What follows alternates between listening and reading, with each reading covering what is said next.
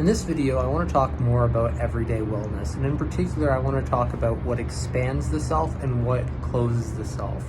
what tends to lead to more of these attachments or even just negative emotions or feelings, negative perceptions, negative motivations, negative actions, negative behaviors, and they tend to be more related to these sedentary behaviors and also a sense of nihilism, of not feeling anything or not caring about anything, not perceiving, not necessarily that there is no meaning, even though nihilism involves a direct rejection of meaning, but more that it's also not significant. That's like, why should you bother, right? There's no significance or value that's perceived in performing a function. It's not necessarily that it doesn't mean anything. Like, you can recognize the information in it, right? So on some level, there's a nihilism there that has more to do with its non-significance, but on another level, that nihilism is in direct contradiction, because we can understand and interpret the knowns within a sensation, like for example, if you're feeling a negative emotion or having a negative experience,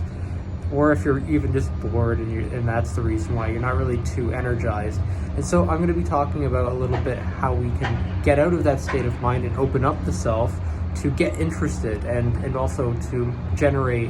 positive emotions or more positive emotions. Because you might, be bored but not necessarily having like the worst time. And this is a great opportunity sometimes to develop curiosity or humor too, even recognize information in the moment that can stimulate positive trajectory towards developing and cultivating these emotions, but also these positive perceptions, simply by getting curious about what you're experiencing in the present moment, be it within you or in relation to the surroundings. And the difference between these two are very much what's going on here with the self, because the self, when we're moving towards more of these positive perceptions, positive motivations that energize us, positive emotions, positive feelings, positive actions, positive behaviors, these tend to expand the self. They build on what we're currently doing,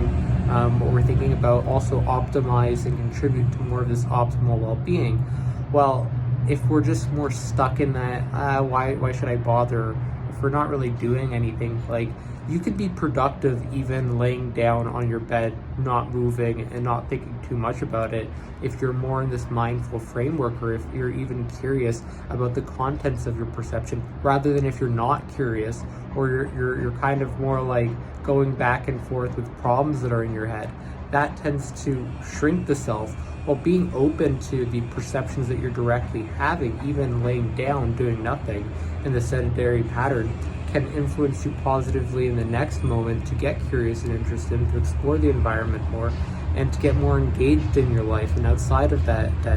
framework,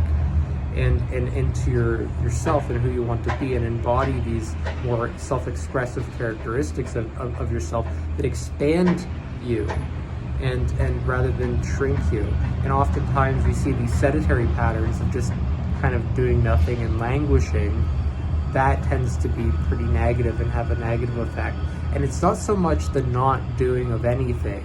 it's more the added negativity to not doing anything.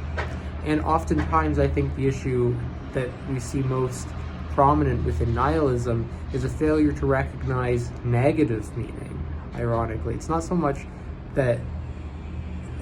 there's no meaning, it's that when we don't recognize that some meanings are quite on their face trivial or boring, they're not as significant unless we make them significant through engaging more in this meaning process, and to recognize the true value of the meaning within various components within our surroundings and within ourselves. And when we get interested and develop a curiosity of that meaning, we start to expand and tap into that meaning, and we can very much engage in more of these meaning-laden, value-laden processes that engage us in a meaningful process that expands the self. So that's a little bit on that and what expands and shrinks the self. And ultimately, when we start to develop more of these interests and this curiosity regarding what's directly meaningful within our experience of the self as well as the surroundings, we open up our perceptions, our motivations, our emotions, feelings, actions, and behaviors towards a more positive self ultimately. So I hope you enjoyed this video. Bye.